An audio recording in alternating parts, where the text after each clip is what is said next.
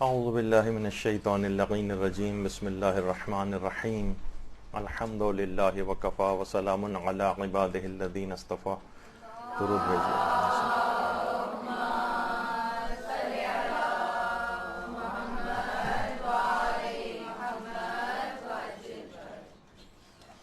بہترین نماز کیسے پڑھیں، اس سلسلے کا درس نمبر 23. پچھلے درس میں جو کہ 22واں درس تھا، پوری نماز مکمل ہو چکی تھی، تعقیبات نماز سے بھی فارغ ہو گئے تھے. اب ایک بہت بڑا مسئلہ پیش آتا ہے نماز کے اختتام کے بعد کہ نماز تو ہو گئی، نماز مسائل کے تحت صحیح بھی پڑھ لی گئی. اب مسئلہ پیش آتا ہے کہ اس نماز کو قبول کیسے کروایا جائے، جو کہ ایک بہت بڑا مسئلہ ہے. دیکھیے، نماز کا پڑھ لینا ایک الگ مسئلہ ہے، اسے قبول کروانا یہ دوسرا مسئلہ ہے.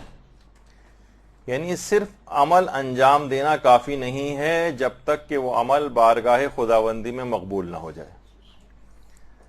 اب دیکھیے، خواہ کتنا ہی عظیم ترین عمل کیوں نہ ہو، مثلا خانہ کعبہ کی تعمیر کرنا، اور خواہ وہ بندہ جو اس نیک عمل کو انجام دے رہا ہے کتنا ہی نیک اور معصوم کیوں نہ ہو، جیسے ابراہیم و اسماعیل جیسے پیغمبر، تب بھی خانہ کعبہ کی تعمیر کے بعد دعا مانگ رہے ہیں کہ پروردگارا ربنا تقبل منا انک انت السمیع العلیم، کہ تو ہمارے اس عمل کو قبول فرما لے. اسی طرف توجہ دلائی ہے کہ عمل کرنے والا خواہ کتنا ہی معصوم نبی یا امام ہو، وہ بھی دعا مانگتا ہے کہ عمل قبول ہو جائے، اور خواہ خانہ کعبہ کی تعمیر جیسا نیک عمل کیوں نہ ہو. اور ایسا نہیں کہ سب تمام لوگوں کے سامنے جمع غفیر کو جمع کر کے انہوں نے خانہ کعبہ کی تعمیر کی تھی، یہی دو افراد اس موقع پر موجود تھے. اچھا دیکھیے، تقبل میں ایک کیفیت تکلف کی ہوتی ہے، یعنی پروردگارہ ہمارا عمل تو اس قابل نہیں ہے کہ قبول کیا جا سکے، مگر تو بتکلف ہی قبول کر لے. تو یہ جو پیغام ہے اس آیت کا، ابراہیم و اسماعیل نے جو دعا کی تھی، یہ پہلا طریقہ بن جائے گا نماز کی قبولیت کے لیے کہ اس نماز کو قبول کروانے کے لیے آپ دعا کریں پروردگار سے. اپنی نمازوں کے قنوت میں ربنا تقبل منا والی دعا یہ آپ نمازوں کے قنوت کے اندر ہمیشہ پڑھا کریں. نمازوں کو قبول کروانے کے لیے، جیسے کہ اس عمل کے لیے انہوں نے دعا کی، اس طرح میں نمازوں کو قبول کروانے کے لیے بھی اپنی نمازوں کے قنوت میں اور نمازوں کے بعد بھی دعا کرنی چاہیے. دیکھیے، اگر ایسا نہ کیا تو معاملہ بہت خطرناک ہو جائے گا. ہمارے چھٹے امام، امام جعفر صادق علیہ الصلوۃ والسلام،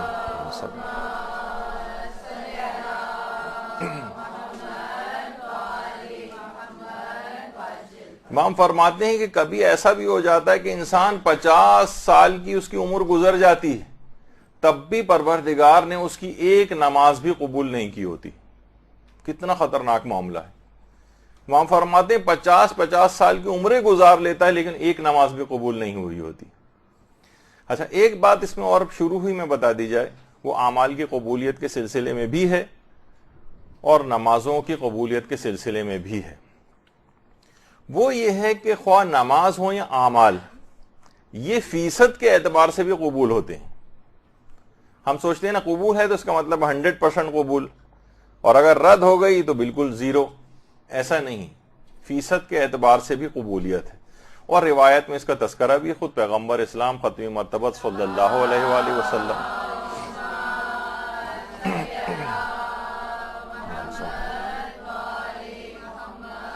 پیغمبر فرماتے ہیں کبھی آدھی نماز قبول ہوتی ہے، کبھی تیسرا حصہ قبول ہوتا ہے، کبھی چوتھائی حصہ قبول ہوتا ہے، کبھی 5واں حصہ اور کبھی 10واں حصہ. اور بعض نمازیں پرانے کپڑے کی طرح لپیٹ کر نماز پڑھنے والے کے سر پر ماری جاتی ہیں، اور فقط اتنی مقدار میں اس کی نماز قبول ہوتی ہے جتنی اس نے پروردگار کی طرف توجہ کی ہوتی. تو یعنی مکمل، کبھی نماز مکمل طور پر رد ہو جاتی ہے، کبھی نصف قبول ہوتی ہے، کبھی 1/3 قبول ہوتی ہے، کبھی 1/4 قبول ہوتی ہے، کبھی 100% قبول ہو جاتی ہے. اچھا، تھوڑی آواز کو کم کریں. اچھا، اب یہ چیز آپ کے اپنے اختیار میں ہے. یہ آپ کے اپنے اختیار میں ہے کہ نماز کو کس حد تک قبول کروانا ہے. کیونکہ حذیفہ سے ایک روایت پیغمبر کی یہ بھی ہے کہ کچھ لوگ قیامت میں اس حال میں پیش ہوں گے کہ ان کی نیکیاں پہاڑ کی مانند دکھائی دیں گی، لیکن اللہ ان نیکیوں کو غبار بنا کر اڑا دے گا اور پھر انہیں دوزخ میں بھیج دیا جائے گا. اس وقت سلمان فارسی اٹھے اور کہا، اے اللہ کے رسول ذرا وضاحت فرمائیے کون لوگ ہوں گے؟ تو پیغمبر نے فرمایا، یہ وہ لوگ ہوں گے جو نمازیں پڑھتے ہوں گے، روزہ رکھتے ہوں گے، تہجد گزار ہوں گے، لیکن ان کا ایک عیب یہ ہوگا جب ان کے سامنے حرام آ جاتا تھا تو اس کو فوراً انجام دے لیتے تھے. تو آپ نے دیکھا کہ نیکیاں پہاڑ کی مانند ہیں، لیکن پروردگار ان نیکیوں کو غبار بنا کر اڑا دے گا. تو یہ خطرہ لوگوں کے ساتھ لگا ہوا ہے مستقل کہ اس طرح سے نیکیاں ضائع بھی ہو سکتی ہیں اگر ان باتوں کا خیال نہیں کیا، وہ 24-25 چیزوں کا خیال نہیں کیا جو بھی گفتگو میں آگے چل کر آ رہی. اچھا دیکھیے، کچھ تو شرائط قبولیت نماز ہیں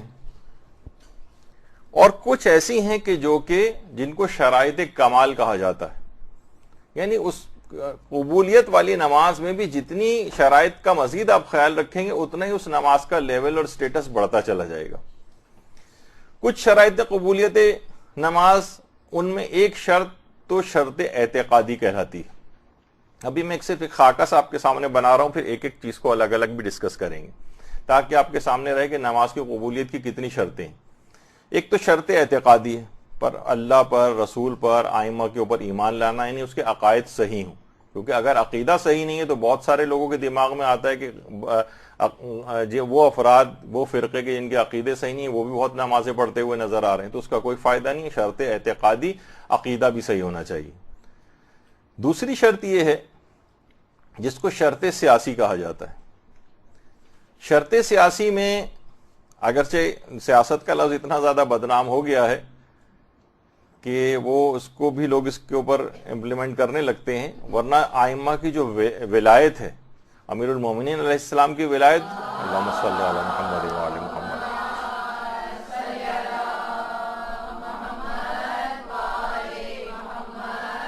اور وہاں سے وہ ولایت چلتی ہوئی ہمارے آخری امام زمانہ علیہ السلام تک، اللہم صلی علی محمد.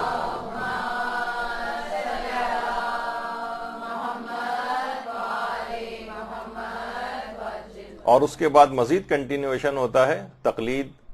اور مجتہد کی ولایت کی طرف، جو بھی آگے چل کر گفتگو آئے گی. تو یہ خود اس شرط سیاسی کے اندر ہی شامل ہے. پھر علماء کہتے ہیں کہ کچھ قبولیت نماز کی شرط اخلاقی بھی ہیں، یعنی تقوی اور پرہیزگاری جس کے اندر آ جاتی ہے، وہ بھی ابھی آگے چل کر گفتگو آئے گی. اور کچھ علماء اس میں ایک چیز کا اضافہ اور کرتے ہیں کہ قبولیت نماز کی شرط اقتصادی، یعنی لوگوں کے حقوق کی ادائیگی، مالیات وغیرہ کے سلسلے میں ادائیگی یہ ضروری ہوتی. اور کبھی شرط اجتماعی بھی ہوتی، یعنی عمومی طور پر لوگوں کی خیر خواہی، یہ بھی نمازوں کی قبولیت کی شرائط میں سے. تو جو پہلی شرط تھی شرط اعتقادی، یعنی اس کے تمام عقائد صحیح ہوں، اللہ پر اس کا ایمان ہو، رسول پر اس کا ایمان ہو، ائمہ پر اس کا ایمان ہو. آج کل دیکھیے بہت سارے براڈ مائنڈڈ قسم کے افراد نے اس کا دائرہ بہت وسیع کر دیا ہے اور اس زمانے کی آیات کو لوگوں کو بہکانے کے لیے پیش کرتے ہیں کہ جو کہ حضرت عیسیٰ کے بعد سے لے کر پیغمبر اسلام کے دور تک درمیان میں جو اہل کتاب گزرے ہیں ان کے متعلق کچھ قرآن کی آیات آئی ہیں کہ اگر وہ اہل کتاب اللہ اور روز آخرت پر ایمان رکھتے ہیں اور نیک اعمال انجام دیتے ہیں تو ان کے متعلق کہا کہ ان کے لیے شرط، ان کے لیے قبولیت کا درجہ ہے. تو ان باتوں کو صرف اس مخصوص پیریڈ کے لیے اہل کتاب کے حوالے سے قرآن کی آیات کو لے کر آتے ہیں اور لوگوں کو بہکاتے ہیں کہ دیکھیے اس کی کوئی ضرورت نہیں، مسلمان ہونا بھی شرط نہیں، اہل کتاب وہ نیک اچھے کام کرے بس وہ بھی نجات پائے گا اور بخشا جائے گا. گویا اس لحاظ سے پیغمبر اسلام کی نبوت ہی کو باطل قرار دے رہے ہیں ایک لحاظ سے معاذ اللہ، کہ اگر ان کی نبوت پہ اعتقاد نہیں بھی رکھا جائے اور کوئی کافر بھی ہو جو ان کی نبوت پہ اعتقاد نہیں رکھتا اور یہودی اور عیسائی ہو جو اپنے ادوار کے پیغمبروں کو مانتا ہو تو وہ بھی بخشا جا سکتا ہے اگر نیک اعمال انجام دیا جائے. تو بہت سارے آج کل لبرل مائنڈڈ اس طرح کے ہیں، جبکہ پیغمبر خود فرما چکے ہیں کہ اگر میرے بھائی موسیٰ بھی آج میرے دور میں ہوتے تو آج میری ہی پیروی کرتے. تو یہ اس طرح سے، تو بہرحال اسی طریقے سے غالیانہ عقائد ہیں، اسی طریقے سے مقصرانہ عقائد ہیں، یعنی جو ائمہ کے جو حقیقی مقام ہے اس سے بہت ایک عام آدمی کی سطح تک تقریباً لے جانا، یہ بھی آج کل ایک سازش چل رہی ہے۔ ان کے ہر معجزے کا انکار کرنا، ان کی ہر فضیلت کو ضعیف قرار دینا، یہ بہت ساری چیزیں ایسی چل رہی ہیں جو کہ اگر آپ آنکھیں بند کر لیں تو آپ کو کبھی کچھ پتہ نہیں چلے گا، اور اگر آپ آنکھیں کھولیں، لوگوں سے جا کر ملیں، ان کے عقائد کو ذرا سا ٹٹولیں تو معلوم چلے گا کہ بہت سلو رفتار کے ساتھ، بہرحال بلکہ میں تو کہوں گا تیز رفتاری کے ساتھ اس پر کام ہو رہا ہے۔ تو یہ تمام اس قسم کے جو افراد ہیں، یا تو ان کو غلو کی طرف پورا لے جاتے ہیں، یعنی ائمہ معصومین کو پروردگار عالم سے جا کر اس لحاظ سے ملا دیتے ہیں کہ گویا اب وہ معطل ہو گیا ہے اور اب ان کے ہاتھ میں ہی ساری کائنات کے اختیار آ گئے ہیں۔ اور کچھ لوگ ایسے ہیں کہ جو کہ مقصرانہ طرف چلے جاتے ہیں، حتیٰ کہ توسل کا بھی انکار کر رہے ہیں، ان کے معجزات کا بھی انکار کر رہے ہیں، ان کے فضائل کا بھی انکار کر رہے ہیں۔ تو عقیدے کی جو شرط ہے وہ لازمی طور پر ہونی چاہیے۔ جب بھی قرآن کی کتنی آیات ہیں، سورہ نحل کے اندر بھی ہے اور دیگر آیات میں بھی اس بات کو کہا گیا ہے کہ جو کوئی بھی شخص نیک اعمال کو انجام دیتا ہے، خواہ وہ مرد ہو یا عورت، وَهُوَ مُؤْمِنٌ، بشرطے کہ صاحب ایمان ہو۔ یعنی نیک عمل خواہ کوئی بھی مرد و عورت انجام دے، لیکن شرط یہ ہے کہ صاحب ایمان ہونا چاہیے، یعنی کافر وغیرہ نہیں چلے گا اس کے اندر، جیسے کہ عام طور پر ان آیات سے سوء استفادہ کر کے پیش کیا جاتا ہے۔ تو بہرحال ان کے لیے جنت بھی ہے اور ان کے اوپر کوئی ظلم نہیں کیا جائے گا۔ تو مختصراً یہ اس پہ بات بہت ہو سکتی ہے، بہت ساری مثالیں بھی ہو سکتی ہیں، لیکن کیونکہ وقت نہیں ہے تیز رفتاری سے آگے جانا ہے، تو ایک ہو گئی شرط اعتقادی۔ دوسری ہے شرط سیاسی، یعنی جس کے اندر ولایت امیر المومنین علیہ الصلوۃ والسلام، اللہم صلی علی محمد وعلی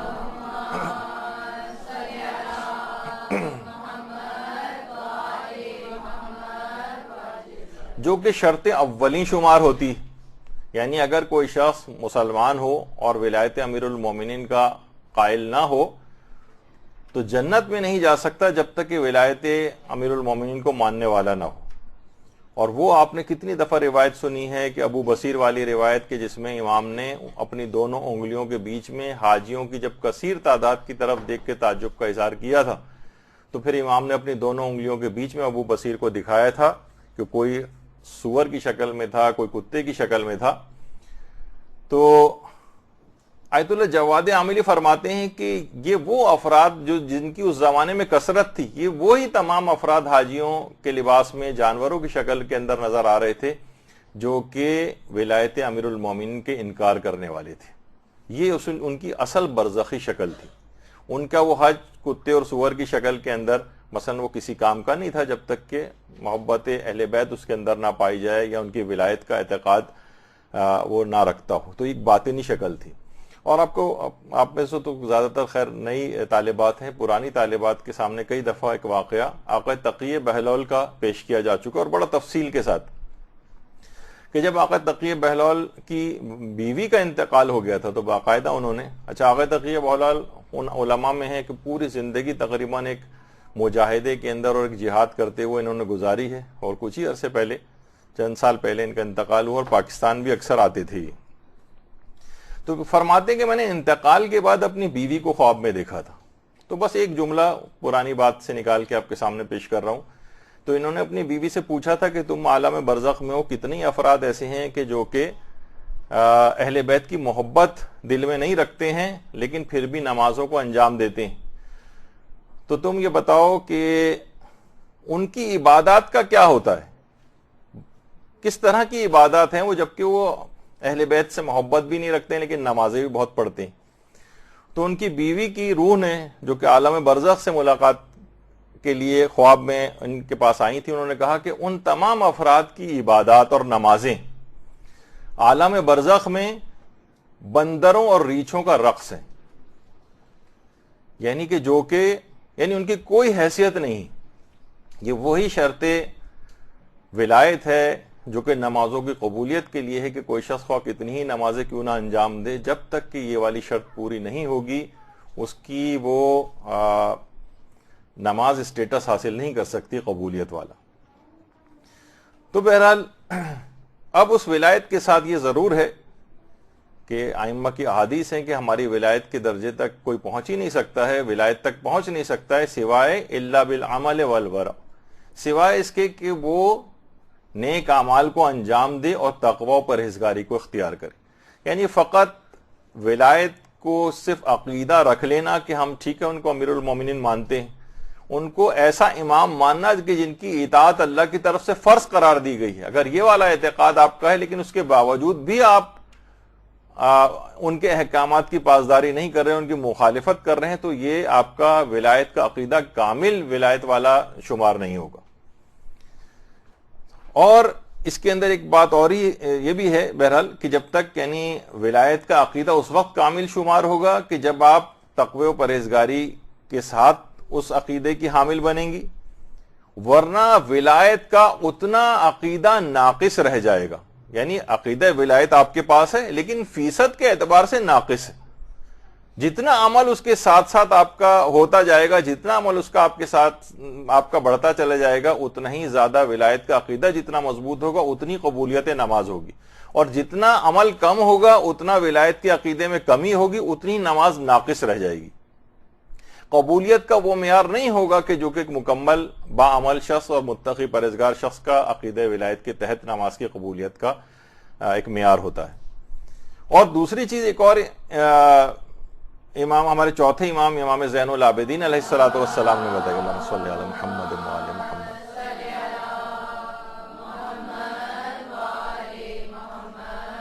وہ بھی برابر کا حصہ رکھتی ہے، اور وہ ہے دشمنان اہل بیت سے نفرت کرنا۔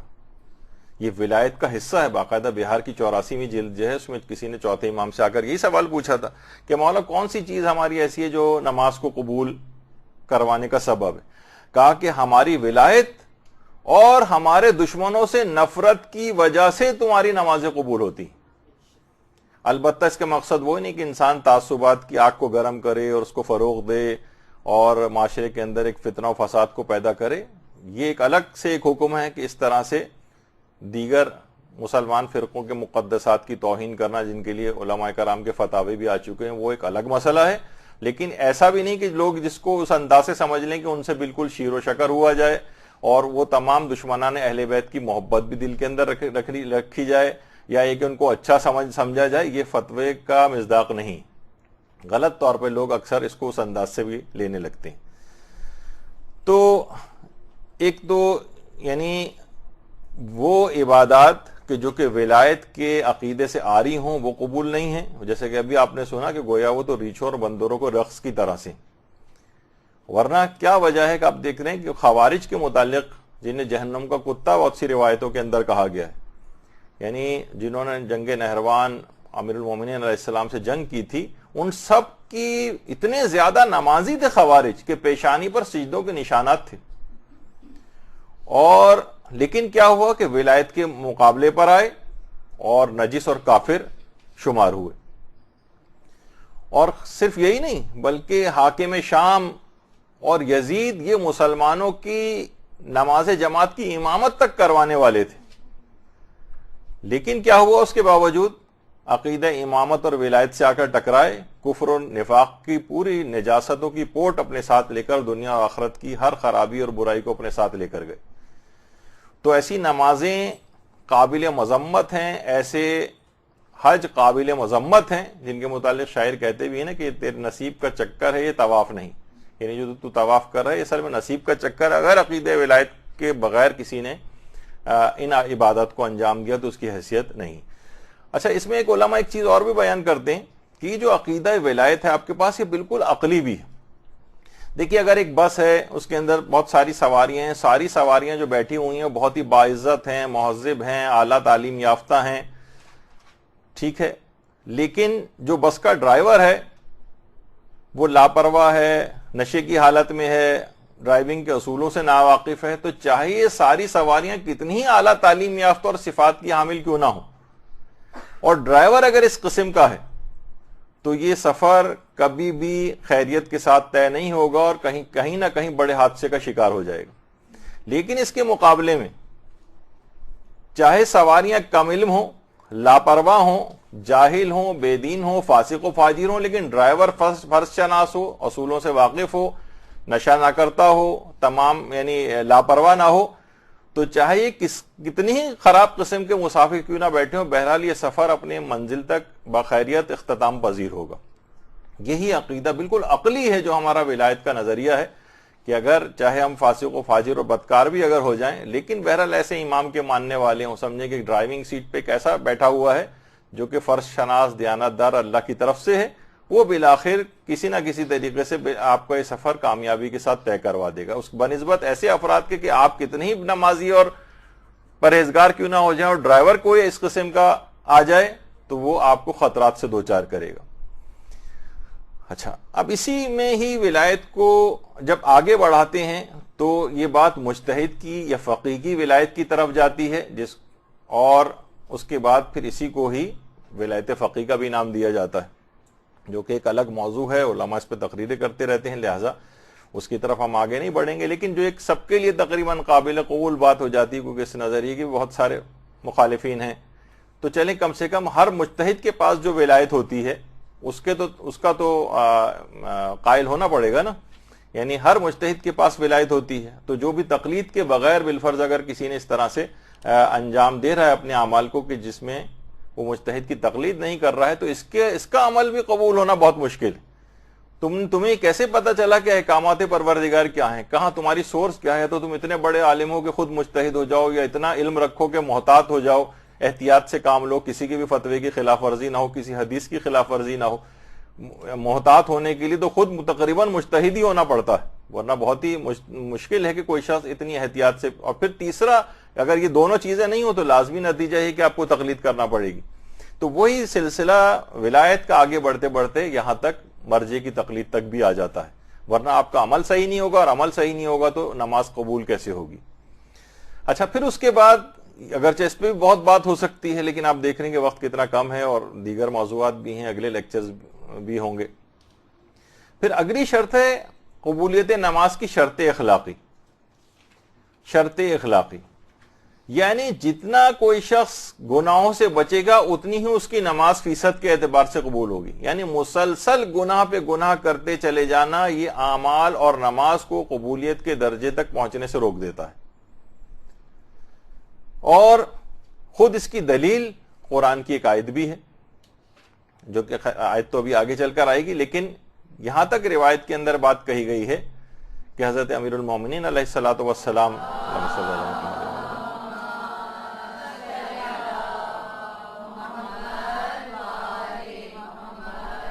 یعنی جو بھی اللہ کی نافرمانی کر کے یعنی جو گناہ ہیں ان سے لذت اٹھاتا ہے تو پروردگار عالم اس کو ذلیل کر دیتا ہے۔ آخرت میں تو وہ ذلیل ہوگا، کتنے ہی گناہوں کی سزا اس کو دنیا ہی کے اندر بھی ملتی ہے کہ وہ ذلت و خواری کا سامنا کرنا پڑتا ہے۔ تو شرط اخلاقی کہ اخلاق اس کا صحیح ہوگا تو اس کے اعمال قبول ہوں گے، اس گناہ سے انسان اپنے آپ کو بچائے گا تو اس کی نمازیں قبول ہوں گی۔ انما یتقبل اللہ من المتقین، بے شک پروردگار صرف متقین ہی کے عمل کو قبول کرتا ہے، جن میں یہ ملکہ ہو، جو صلاحیت ہو کہ وہ گناہوں سے اپنے آپ کو بچا سکتے ہوں۔ دیکھیے، ایک تو گناہ وہ ہوتے ہیں جو انسان چھپتے چھپاتے شرمندہ ہوتے ہوئے تنہائی کے موقع پر جو ہے انجام دیتا ہے، اور ایک وہ ہوتا ہے جو کہ اپنے گناہ کو علل اعلان لوگوں کے سامنے ظاہر کرتا ہے۔ ایسے گناہ سب سے زیادہ خطرناک ہیں، ان کی تو مشکل سے شاید توبہ کی توفیق بھی بہت مشکل سے ملتی ہے، جو انسان علل اعلان گناہ کرتا ہے، لوگوں کے سامنے اس کو ظاہر کرتا ہے، یہ خطرناک ترین گناہ ہیں۔ قرآن ان کے متعلق کہتا ہے کہ جو کھلم کھلا گناہ ہیں، یہ ہم ان کی نیکیوں کو جو یہ گناہ انجام دیتا ہے اڑتے ہوئے خاک کے ذروں کی مانند بنا دیں گے، یعنی ہوا منصورہ، ان کی جس طرح ریت کے ذرات اڑتے ہیں اس طرح سے ہم ان کی نیکیوں کو بنا دیں گے، جو کہ قرآن کی آیات بھی آئی ہیں جس میں ہبام منصورہ نے ریت کے ذرات کی مانند ان کے اس عمل کو بکھیر دیا جائے گا۔ اور العدۃ الدائی یا عدۃ الدائی ابن فہد حلی کی جو کتاب ہے، اس میں راوی نے اسی آیت کے معنی آ کر امام سے پوچھے تھے کہ مولا یہ جو آیت کے اندر آیا کہ ہم ان کے اعمال کی طرف متوجہ ہوں گے اور ہم ان کو اڑتے ہوئے خاک کے ذروں کی مانند بنا دیں گے، یہ کس قسم کی بات کی گئی؟ امام نے فرمایا خدا کی قسم، اگرچہ ان کے اعمال بہت سفید اور نورانی ہوں گے، لیکن جب ان کے سامنے کوئی گناہ کو پیش کیا جاتا تھا تو وہ کبھی اس کو ترک نہیں کرتے تھے. یہ کتنی عام زندگی میں مثالیں. نمازی ہیں، پرہیزگار ہیں، باپردہ باحجاب خواتین ہیں، لیکن جب شادی بیاہ کی تقریب میں جانا پڑتا ہے، سالگرہ کی تقریب میں جانا پڑتا ہے، مہندی کی تقریب میں جانا پڑتا ہے، وہی باپردہ خواتین مکمل فل میک اپ کے ساتھ اور ایسے کپڑے جو کہ جس کی شریعت میں اجازت نہیں ہے اس طرح کے لباس پہن کر نامحرموں کے درمیان مکس گیدرنگ کے اندر جاتی. یعنی جب موقع پیش آ گیا گناہ کا ان کے سامنے پیش کر دیا تو خواہ کتنے ہی اعمال نورانی کیوں نہ ہو، یہ فوراً ان کو لپک کے جاتے ہیں اور ان گناہوں کو انجام دے لیتے ہیں. نہیں، کبھی اس گناہ کو ریجیکٹ نہیں کرتے. تو حبام منصورہ، امام نے فرمایا اس آیت کا مصداق ہے خدا ان کے تمام نیک اعمال کو ریت کے ذرات کی مانند اڑا کر رکھ دے گا. کتنی خطرناک بات ہے. یعنی جو ہم سوچتے ہیں کہ کوئی بات نہیں، ہم نے نماز مطمئن ہو جاتے ہیں، نمازیں انجام دے لی ہیں، ابھی شب قدروں میں کتنا گریہ وزاری کیا ہے، رمضان بھی بہت اچھا گزارا ہے، اور لیکن اس کے بعد عید آئی، اس کے اندر جو ہے وہ بے پردگی، بے حجابی، میک اپ کر کے آنا وغیرہ، اسی طریقے سے مردوں کے بھی چیزیں ہیں. جب بھی کوئی موقع پیش آیا بس اس سے رکے نہیں اور اس کو انجام دے لیا. تو مرۃ العقول میں باقاعدہ جو کہ اصول کافی کی شرح علامہ مجلسی نے لکھی ہے، اس میں کہا ہے کہ یہ جو آیت ہے اس کا مطلب یہ کہ کھلم کھلا گناہ کرنا یہ نیکیوں کو ختم کر کے رکھ دیتا ہے. اس لحاظ سے اگر نمازی نمازوں کو چاہے وہ اچھے طریقے سے انجام دے بھی کیوں نہ لے، لیکن برائی کے موقع پر، گناہ کے موقع پر وہ اس فعل کو ترک نہ کرے اور انجام دے لے تو وہ اس آیت کا مصداق ہو جاتا ہے، یا اس کی نماز کا ثواب مکمل طور پہ ختم ہو جاتا ہے یا قبولیت کے درجے سے بہت کم رہ جاتا ہے. دیکھیے آیت اللہ جواد عاملی نے بڑی اچھی بات کہی. وہ فرماتے ہیں کہ نمازوں کے مقبولیت کا پتہ چلانے کے لیے قیامت کے انتظار کی ضرورت نہیں کہ وہاں جائیں گے تو پتہ چلے گا کہ ہماری نمازیں قبول ہوئیں یا نہیں ہوئیں، کیونکہ فرماتے ہیں اس کے تمام آثار اور علائم یہ بیان کر دیے گئے، اس تمام آثار بیان ہو گئے. ان الصلاۃ تنہی عن الفحشاء والمنکر، یعنی نماز بے خیر بری باتوں سے روکتی ہے. تو فرماتے ہیں اگر ظہرین کی کسی نے نماز پڑھی اور مغربین تک کوئی گناہ نہیں کیا تو وہ سمجھ جائے کہ ظہرین کی نماز قبول ہو گئی، اور ظہرین سے لے کر مغربین سے لے کر فجر تک کوئی گناہ نہیں کیا، اس میں بہت مواقع ہیں، ہر وقت ٹی وی اسی کے اندر ہی کھلا رہتا ہے، تو اس دوران کوئی گناہ نہیں کیا فجر تک، سمجھیں کہ مغربین کی نماز قبول ہو گئی. اور فجر سے ظہرین تک کوئی گناہ نہیں کیا تو وہ سمجھ جائے، بلکہ فرماتے ہیں کہ وہ مطمئن ہو جائے کہ اس کی نماز قبول ہو گئی اگر اس دوران اس نے کوئی گناہ نہیں کیا. تو ضروری نہیں ہے کہ قیامت کے آنے کا، مرنے کا انتظار کیا جائے اور ابھی شک و شبے کی حالت میں رہا جائے کہ پتہ نہیں ہماری نمازیں قبول ہوئی یا نہیں ہوئی. بالکل واضح سی بات ہے، روزانہ کی بنیاد پر آپ پتہ چلا سکتی ہیں کہ آج میری ظہرین کی نماز قبول ہوئی یا نہیں ہوئی، مغربین کی قبول ہوئی یا نہیں ہوئی، یا فجر کی. تو یہ تمام چیزیں ایسی ہیں کہ سمجھنا چاہیے اس کو. اور خود یہ بات ہمارے چھٹے امام جعفر صادق علیہ الصلوۃ والسلام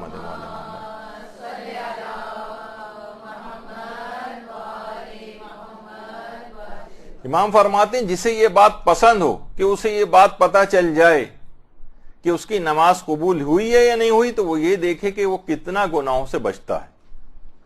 بس جتنا وہ گناہوں سے بچ رہا ہے، جتنا فواحشات اور منکرات سے بچتا رہے گا، اتنی اس کی نماز قبول ہوتی رہے گی. کم بچے گا کم قبول ہوگی، زیادہ فواحشات سے بچے گا، گناہوں سے زیادہ بچے گا، زیادہ قبول ہوگی.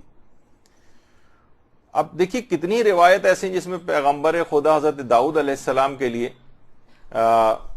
پروردگار نے حضرت داؤد پر وحی کی کہ بعض نمازی ایسے ہیں کہ جو کہ بہت خشوع خضوع سے نمازوں میں کام لیتے ہیں اور بہت طولانی رکعتیں پڑھتے ہیں، لیکن میرے نزدیک ان کی نمازیں ایک فتیلہ کھجور کے دانوں کی بٹی ہوئی بے قیمت رسی کے برابر بھی نہیں. بہت سے لوگ بہت خشوع و خضوع کے ساتھ نمازیں پڑھتے ہیں اور بہت زیادہ طولانی رکعتیں کرتے ہیں، نمازوں میں گریہ تک کرتے ہیں، لیکن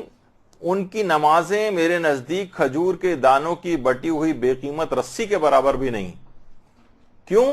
کیونکہ جب میں ان کے قلوب پر نگاہ ڈالتا ہوں تو میں یہ دیکھتا ہوں جب بھی کوئی گناہ کا موقع آتا ہے وہ گناہ سے رکتے نہیں اور فوراً انجام دے لیتے ہیں، اور جب کسی مومن کے ساتھ انہیں کوئی معاملہ کرنا پڑتا ہے تو اس کے ساتھ خیانت سے کام لیتے ہیں.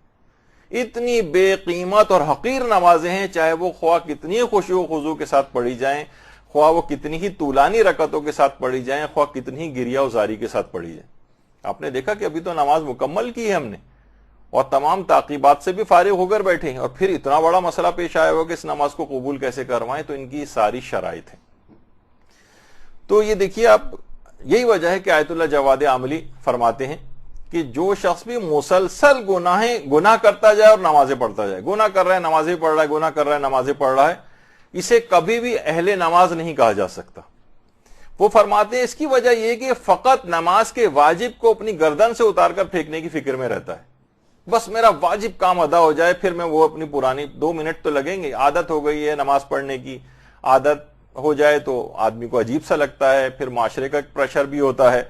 یہی وجہ ہے کتنے افراد ہیں جو طالب علم یہاں سے بیرون ملک چلے جاتے ہیں، وہ سب نمازیں فراموش کر دیتے ہیں، یہاں کا کوئی پریشر ہی خاندان کا نہیں ہو پاتا کہ لوگ برا سمجھیں گے، بہانے پڑتے رہتے ہیں، عادت ہو جاتی۔ تو فرماتے ہیں کہ اس وجہ سے اہل نماز نہیں کہا جا سکتا کہ اتار کے پھینکنا چاہتے ہیں اس کو اپنی گردن سے، کہ کیا مصیبت، بہرحال ایک مصیبت سمجھ رہے ہوتے ہیں اس کو۔ تو ان کو قبولیت نماز کی فکر نہیں ہوتی، بس ادائیگی کسی طریقے سے بھی ہو جائے، اور فواحشات اور منکرات سے بچتے نہیں، لہٰذا ان کی نمازیں بھی قبول نہیں ہوتی۔ اور ایسے اشخاص کے متعلق جو مسلسل گناہوں کے ساتھ نماز پڑھتے رہیں، گناہ بھی خوب ہو رہے ہیں اور نمازیں بھی ساتھ ساتھ چل رہی ہیں، ان کے متعلق پیغمبر فرماتے ہیں کہ جو شخص جس شخص کی نماز اس کو گناہ سے باز نہیں رکھتی، وہ نماز اس کو خدا سے مزید دوری کا سبب بن جاتی۔ مزید دوری میزان الحکمہ وغیرہ کے اندر نہیں، بلکہ تفسیر المیزان کے اندر اللہ آیت اللہ محمد حسین طباطبائی نے یہ چیز لکھی ہے، مزید اللہ سے دوری کا سبب یہ نماز بنے گی اگر اس نے اپنے آپ کو گناہوں سے نہیں بچایا۔ اور کم سے کم اتنا تو پروردگار کا خیال کرنا چاہیے، وہ شخص نماز پڑھ رہا ہے، اللہ کے دربار میں روزانہ کھڑا ہوتا ہے۔ اسرار الصلاۃ کے اندر شہید ثانی نے ایک روایت نقل کی کہ ایک شخص آتا ہے پیغمبر کے پاس، آ کے کہتا ہے یا رسول اللہ، خدا سے میں کس طرح سے حیا کروں؟ خدا سے حیا کیسے کی جاتی؟ تو پیغمبر نے فرمایا جس طرح سے تم اپنی قوم کے کسی نیک بندے سے حیا کرتے ہو، کم سے کم اتنی حیا تو خدا سے کرو۔ مثلا کوئی نیک آدمی، کوئی مولانا صاحب، کوئی کبھی گھر میں آ جاتے ہیں تو آپ ٹی وی کی آواز کو کم کر دیتی ہیں، آپ کہیں موسیقی کسی نے لگائی ہوئی ہے تو اس کو بند کر دیتی ہیں، کچھ تو انسان خیال کرتا ہے۔ اور یہاں وہ تو کبھی گھر میں آ جائیں گے، پروردگار تو ہر وقت آپ کے ساتھ یہ والا مسئلہ بھی نہیں ہے کہ اس کو دروازہ کھول کے بلانا پڑے یا اپنے ڈرائنگ روم میں آ کے یا گھر کے اندر بلانا پڑے، ہر جگہ پہ موجود ہے۔ اتنا تو خیال کرو جیسے کہ نیک آدمی کا تم خیال کرتے ہو کہ اس کے سامنے گناہ نہیں کرتے ہو۔ لیکن ہم دیکھتے ہیں کہ تمام افراد جو کہ اتنے زیادہ گناہوں کے اندر مبتلا ہوتے ہیں، پھر وہ نمازوں کے ساتھ ان کی بھی انجام دہی کرتے ہیں گناہوں کی، تو اس کے ساتھ نمازوں کی قبولیت نہیں شمار کی جائے گی۔ اچھا، ایک بات اور یہ ہے کہ اس میں ایک مایوسی سی بھی پیدا ہوتی کہ بھئی گناہ تو ہم سے بہرحال ہو رہے ہیں، اور بہت سے لوگ اس وجہ سے نمازیں بھی پڑھنا چھوڑ دیتے ہیں۔ جب نماز قبول ہی نہیں ہونی ہے ہماری تو ہم پڑھ کے کیا کریں گے؟ گناہ تو ہم سے بہرحال چھوٹ نہیں رہے ہیں۔ تو ان کے لیے بھی ایک بات یہ ہے جو کہ نہج البلاغہ میں جو کلمات قصار ہیں اس میں حضرت امیر المومنین علیہ الصلوۃ والسلام کا ایک جملہ ہے،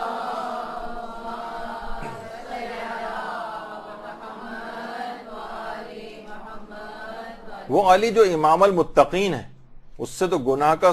سوچنا بھی اس کے متعلق جو ایک محال چیز ہے، لیکن امام اکثر اپنے اوپر اس کو اپلائی کر کے بتاتے تھے تاکہ آپ کو امر بالمعروف میں آسانی رہے، ورنہ بات ہمارے لیے کہی گئی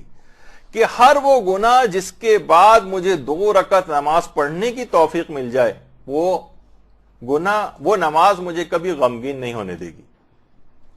یعنی گناہ ایسا نہ ہو کہ مثلا آپ کہیں کہ بھائی گناہ تو ہو ہی رہے ہیں لیکن آپ نماز کو کبھی نہ چھوڑیں، تو ایک وقت ایسا آئے گا کہ وہ نماز آپ کو گناہوں سے بچا لے گی۔ یعنی امام فرماتے ہیں کہ ہر وہ گناہ جس کے بعد 2 رکعت نماز پڑھنے کی کسی کو توفیق مل جائے تو اس کا مطلب یہ ہے کہ پھر وہ اس کو شرمساری کا سامنا نہیں کرنا پڑے گا، کہ بہرحال نماز ان تمام چیزوں کو روکنے میں ممد و معاون ثابت ہوگی، پڑھتا جائے یہاں تک کہ موقع پر گناہ اس سے چھوٹ ہی جائیں گے۔ تو بہرحال یہ دماغ میں رہے۔ تو بہت سی تفاسیر کے اندر، تفسیر المیزان کے اندر بھی یہ بات آئی ہے کہ لوگوں نے ایک زمانہ تھا بہت ہی سینسیٹیو بھی ہوا کرتے تھے. لوگوں نے آ کر رسول اللہ سے شکایت کی, یا رسول اللہ, ایک نوجوان ہے جو گناہ بھی بہت کرتا ہے لیکن نمازیں بھی ہم اس کو پڑھتے دیکھتے ہیں. باقاعدہ شکایت کی پیغمبر سے آ کر. پیغمبر نے فرمایا ان قریب یہ نماز اس کو گناہوں سے روک دے گی. اچھا, اس کے بعد وہ نوجوان کچھ ہی عرصے بعد واقعی متوجہ ہوا, توبہ کی طرف راغب ہوا, اس نے سچی توبہ کی, گناہ تمام چھوڑ دی. پیغمبر نے اس کے بعد پھر اپنے اصحاب کو جمع کر کے فرمایا کہ میں نے تم سے کہا نہیں تھا کہ یہی نماز اس کو گناہوں سے بچا کر لے جائے گی, اور بالآخر اب وہ گناہوں سے محفوظ ہو گیا. تو بہرحال اب ایک بات اس کے اندر اور بھی رہے کہ تقویٰ جو ہے یہ قبولیت نماز کو اعلیٰ معیارات کی طرف لے کر جاتا ہے. اور یہی وجہ ہے کہ احادیث کے اندر بھی یہ بات آئی ہے کہ متقی و پرہیزگار کی جو 2 رکعت نماز ہے یہ لاپرواہ شخص کی 1000 رکعت نماز پڑھنے سے افضل ہے. یعنی جتنا تقویٰ و پرہیزگاری کا معیار آپ کا بڑھے گا اتنا ہی آپ کا نمازوں کا لیول بھی بڑھتا چلا جائے گا, اتنا ہی قبولیت کا معیار بھی بڑھے گا. ایک تو ایک گناہ سے انسان اپنے آپ کو رک جائے, لیکن یہ کہ جتنا تقویٰ پرہیزگاری کی منازل طے ہوتی جائیں گی, جتنا لیول اوپر جائے گا اتنا ہی قبولیت نماز کا لیول بھی اوپر جائے گا. اچھا, اس کے مقابلے میں دیکھیے لوگ علماء اچھی مثال دیتے ہیں کہ دیکھیے درخت کو بونے میں کوئی خاص وقت نہیں لگتا ہے, بیج آپ نے ڈال دیا. اصل مسئلہ یہ ہوتا ہے کہ اس کے بار آوار ہونے تک, پھل و پھول دینے تک, اس کو آفات سے, اس کو بلاؤں سے, اس کو موسموں سے, اس کو جانوروں سے, اس کو ہواؤں سے, کیڑے مکوڑوں سے بچایا جاتا ہے. اس درخت کو کتنی دشواریاں اس کو محفوظ رکھنے میں آتی ہیں. اسی طریقے سے یہ جو گناہ اور ناشائستہ افعال ہیں ہمارے, یہ بھی ہماری نیکیوں کو گویا ایک لحاظ سے کیڑا لگا دیتے ہیں. مثلا حسد کا کیڑا لگ گیا آپ کے عمل کو, اب کیا ہوگا؟ وہی کہ حسد اس طریقے سے آپ کی نیکیوں کو کھا کے رکھ دیتا ہے جس طریقے سے آگ سوکھی لکڑی کو کھا جاتی. اب کیا ہے کہ یہ نیکیاں آپ انجام دے رہی ہیں, نمازیں آپ پڑھ رہی ہیں, لیکن لگ گیا ہے حسد کا کیڑا ساتھ میں اس کو. اب یہ اس کو برباد کر کے چھوڑے گا. اب اس کو بچانا پڑے گا اس نماز کو حسد کے کیڑے سے, اب بچانا پڑے گا اس نماز کو غرور کے کیڑے سے.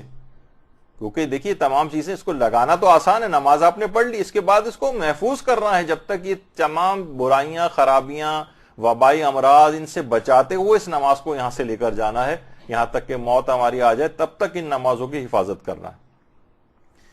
تو اسی طریقے سے کہا جاتا ہے کہ یہ صدقات, لا تبطلوا صدقاتکم بالمن والاذى, اپنے صدقات کو منت رکھ کر, احسان جتا کر, اذیت دے کر باطل نہ کرو. اس پہ ہماری صدقے کے اندر کافی تفصیل سے بات بھی ہوئی تھی کہ صدقہ باطل کیسے ہو جاتا ہے, جس کے اندر ایک چیز یہ تھی کہ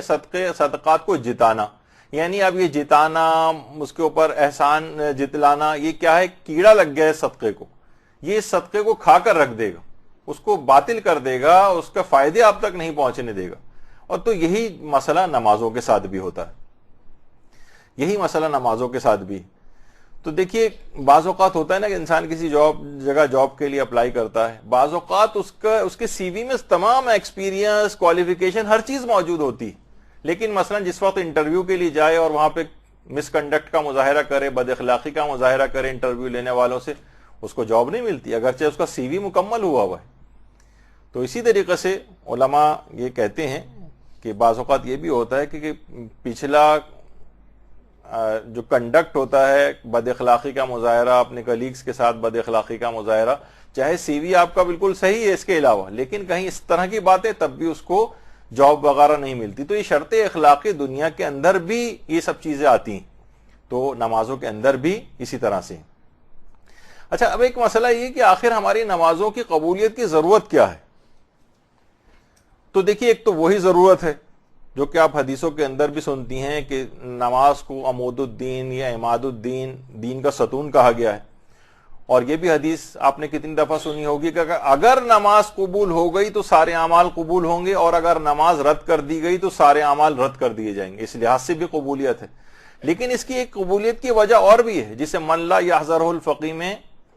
شیخ صدوق نے نقل کیا ہے. وہ کیا ہے؟ وہ یہ ہے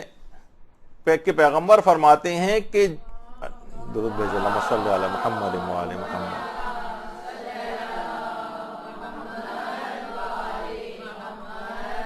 فائدہ یہ ہے نمازوں کی قبولیت کا کہ پروردگار جس بندے کی بھی نماز کو قبول کر لیتا ہے پھر اسے کبھی بھی مبتلا عذاب نہیں کرتا، پھر اسے کبھی کوئی عذاب نہیں دے گا۔ ممکن ہی نہیں ہے کہ پروردگار کسی کی نماز کو قبول کرنے کے بعد اس کو عذاب دے، یعنی اس کی بخشش یقینی ہو جائے گی۔ اس وجہ سے یہ تمام شرائط ہیں کہ اس نماز کو بچائیے، اس کو قبولیت کے معیار تک لے جائیے، تمام اعمال بھی اسی کی وجہ سے آپ کے قبول ہوں گے اگر یہ قبول ہو جائے گی۔ اور ایسے شخص کو جس کی نماز قبول ہو جائے پروردگار کبھی بھی مبتلا عذاب نہیں کرے گا۔ یہ اس کی بہت اہم چیز ہے۔ اچھا، اس سے کہیں پہلے نمازوں کی قبولیت، یہ پچھلی دفعہ جب نشستیں ہوئی تھیں تو اس میں بھی یہ بات آئی تھی کہ دیکھیے، اگر پہلا مرحلہ قبولیت سے پہلے کا مرحلہ یہ کہ نماز صحیح ہو جائے، فقہی مسائل کے تحت نماز بالکل صحیح ہو جائے گی تو پھر قبولیت کا امکان بھی بڑھ جائے گا۔ یہی وجہ ہے کہ آیت اللہ جاویدہ یہ بات فرماتے ہیں، فقہی مسائل سے عدم آشنائی اگر کسی کی ہے تو نماز گویا پہلے مرحلے ہی کے اوپر رک جائے گی۔ تو آیت اللہ جاویدہ فرماتے ہیں قبولیت سے پہلا جو مرحلہ ہے وہ ظواہر نماز کی درستگی کا ہے، یعنی جب عمل درست ہوگا تو قبولیت کا امکان بڑھ جائے گا۔ اور فرماتے ہیں کہ اگر کوئی شخص اپنے درست عمل کے ذریعے یعنی نماز شرعی تقاضوں کے مطابق پوری پڑھ لے تو بہت بعید ہے کہ پروردگار اس کی نماز کو رد کر دے۔ اور واقعی یہ بھی ہے کہ جو اتنی مسائل فقہ کا خیال رکھے گا کہ حکم خدا یہاں کیا ہے، حکم خدا یہاں کیا ہے، مجھے مستحبات کون سے نماز میں انجام دینے ہیں، کن باتوں سے اپنے آپ کو بچانا ہے، جو اتنا خیال رکھنے والا نوک پلک کے اعتبار سے فقہی مسائل کا ہوگا وہ یقیناً عملی زندگی میں بھی اس کا عمل بہتر ہوگا اور گناہوں سے بچتا ہوگا۔ یہ اس کے اندر خود ایک راز بھی ہے۔ وہ فرماتے ہیں کہ اگر آپ نے نماز بالکل قواعد کے مطابق ٹھیک پڑھ لی حکم خدا کے مطابق تو بہت بعید ہے یہ بات، بہت دور ہے اللہ کی رحمت سے یہ بات کہ وہ درست کسی عمل کو نامقبول قرار دے، وہ کہے کہ نہیں تمہارا عمل ضائع اور بیکار ہو گیا۔ اور اس کے پیچھے یہی ہے کہ جو اتنا خیال رکھنے والا ہے وہ یقیناً اس طرح کی کوتاہیاں بھی نہیں کرتا ہوگا، یا کوتاہی کر بھی دے تو توبہ کی طرف مائل ہو کے اس گناہ کو بخشوا لیتا ہوگا۔ تو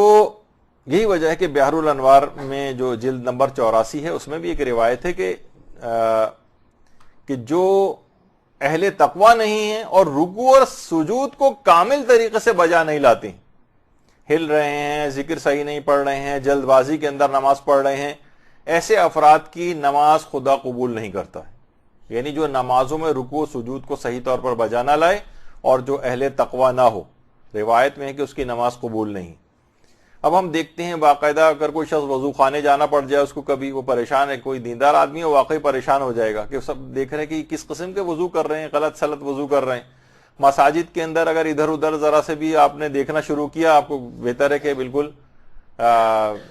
بیٹھے رہیں خاموشی سے گردن جھکا کے، ورنہ آپ پر امر بالمعروف واجب ہوگا۔ یعنی میں اس لحاظ سے کہہ رہا ہوں آدمی پریشان ہو جاتا ہے کہ گردن جھکا کے بیٹھا رہے، یا ایک ایک نمازی کو پکڑ کے بتائے کہ کس طرح کی نماز پڑھ رہے ہو۔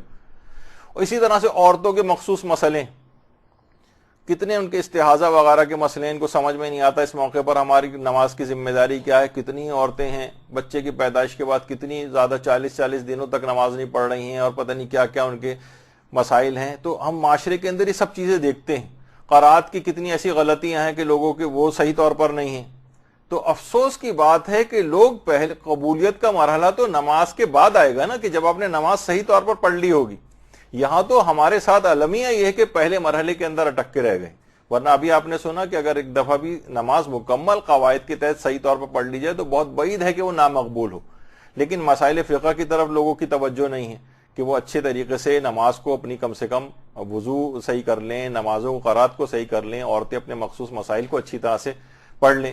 اور اتنا علماء اس کا خیال رکھنے والے تھے کہ ادائیگی صحیح طور پر ہوئی ہے یا نہیں ہوئی، بعض اوقات شک آ جاتا ہے، بعض اوقات بلوغ کے ابتدائی زمانے کا انسان کو خیال آ جاتا ہے کہ ہو سکتا ہے کہ میری نمازیں اس زمانے میں صحیح نہ ہوں۔ یہی وجہ ہے کہ باقاعدہ امام خمینی نے وصیت کی تھی کہ میری 4 سال کی نمازیں قضا کروائی جائیں۔ وصیت نامے میں ان کا ہے کہ 4 سال کی نمازیں قضا کروائی جائیں، کیونکہ ہوتا ہے نا انسان کے ساتھ، ٹھیک ہے مرجع وقت تھے اور تقوی پرہیزگاری کا کوئی ثانی نہیں تھا، لیکن بہرحال یہ کہ انسان سوچتا ہے، احتیاط پسندی کے اندر جاتا ہے کہ ہو سکتا ہے ابتدائی دور میں کچھ اس قسم کی نمازیں ہوں جس میں خیال نہیں رکھا ہو میں نے، تو شک کی حالت میں تو اس کو پڑھوانا بھی کوئی واجب نہیں ہے، لیکن بہرحال پھر بھی ایک احتیاط کا تقاضا ہی ہے۔ شیخ مرتضیٰ انصاری جو کتنے بڑے مرجع اور مجتہد گزرے ہیں، اور ان تک نے اپنی وصیت میں اس بات کا اظہار کیا تھا کہ میری پوری زندگی کی نمازیں دوبارہ پڑھوائی جائیں، لیکن یہ نہیں کہ کوئی وسوسے کے اعتبار سے، بلکہ ایک ہے کہ جو ان کے تقوی کا معیار اور احتیاط کا جو معیار ان کے پاس تھا اس کے تحت انہوں نے اس بات کی وصیت کی تھی۔ ایک خاتون مبلغہ جن کی دین کے لیے بڑی خدمات ہیں، ماشاءاللہ حیات ہیں، ان کے متعلق مجھے بات پتہ چلی تھی کہ انہوں نے اپنے بچوں کو بلا کر باقاعدہ کہا تھا کہ جو سونا میرا رکھا ہوا ہے میں وصیت کر رہی ہوں میرے مرنے کے بعد میری ساری نمازیں اس سے دوبارہ پڑھوانا۔ وہ اگرچہ مسائل فقہ بھی بیان کرتی ہیں، مسائل دینیہ کو سمجھتی بھی ہیں، لیکن اس کے باوجود ایک احتیاط کا تقاضا ہوتا ہے۔ یہ سونا، یہ ساری چیزیں جمع کر کے جو آپ لاکروں میں دن رات پریشان گھوم رہی ہوتی ہیں، یہ اس کی یقین کیجئے کہ لاکرز کے اندر رکھے ہوئے مٹی کے اور پتھر کے ڈھیلوں سے زیادہ ان چیزوں کی حیثیت نہیں ہے۔ تو بہتر ہے کہ مرنے کے بعد بھی کم سے کم اس قسم کی وصیت کر جائیں کہ چیز کام آ جائے۔ اب تو ویسے بھی لوگ آرٹیفیشل زیورات پہن کے جاتے ہیں لٹا نہ جائیں، اور پردے کے احکام ہیں اور اس کے اندر ہوتے ہیں کہ اس کو ظاہر بھی نہیں کر سکتے ہیں کسی جگہ، نامحرموں کا ہر وقت آمنا سامنا رہتا ہے، تو نتیجہ ہے کہ وہ لاکروں کے اندر رکھے رہ جاتے ہیں اور بعد کے افراد اس کو تقسیم کرتے رہتے ہیں، یعنی آپ کے اس لحاظ سے کام نہیں آ رہے ہوتے، تو اپنے اس کے لیے اپنے زندگی کے لیے کارآمد بنائیں ان چیزوں کو۔ تو بہرحال اس کے اندر یہ ہے کہ احتیاط کا تقاضا، تو یہ نمازیں اتنی قیمتی ہیں کہ ان کے لیے اس طرح کی کہ ان کو اس معیار تک لے جانا کہ قبول ہو جائیں، یہ صحیح ہو جائیں، اس کے لیے تگ و دو کرنا یہ ضروری ہے۔ اچھا، اسی طریقے سے ایک مانع قبولیت نماز ایک اور عمل ہے، وہ ہے مال حرام۔ یہ ایک بہت بڑا مسئلہ ہے، یہ کسی نہ کسی طریقے سے ہمارے اموال کے اندر ایسا آ جاتا ہے مختلف ذرائع سے، اور اس کی تاثیر یہ ہے کہ مال حرام اگر یہ آ گیا ہے غذا کے اندر تو یہ خود نمازوں کی قبولیت کے اندر رکاوٹ بنتا ہے، نمازوں کی قبولیت میں رکاوٹ۔ باقاعدہ پیغمبر اسلام کی ایک روایت ہے، اللہم صلی علی محمد و علی محمد،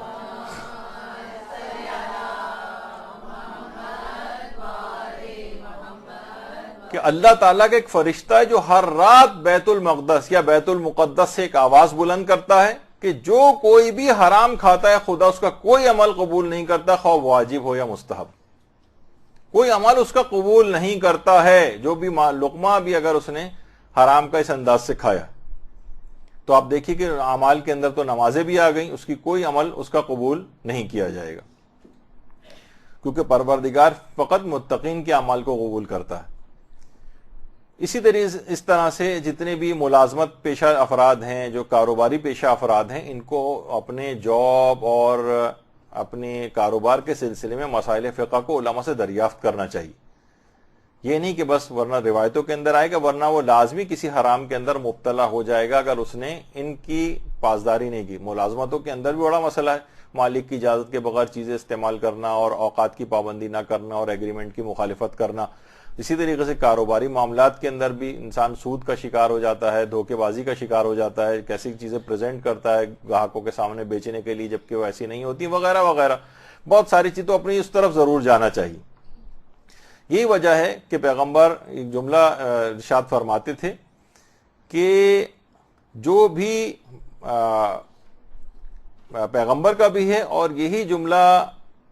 جو ہے، نہیں پہلے تو پیغمبر کا جملہ آپ کی خدمت میں پیش کر دوں کہ مال حرام کھانے والے کی جو نماز ہے وہ ریت پر گھر تعمیر کرنے کی مانند ہے۔ دیکھیے اب اس ریت کے اس جگہ پہ کوئی گھر تعمیر کرے تو اس کی بنیاد کتنی کمزور ہوگی،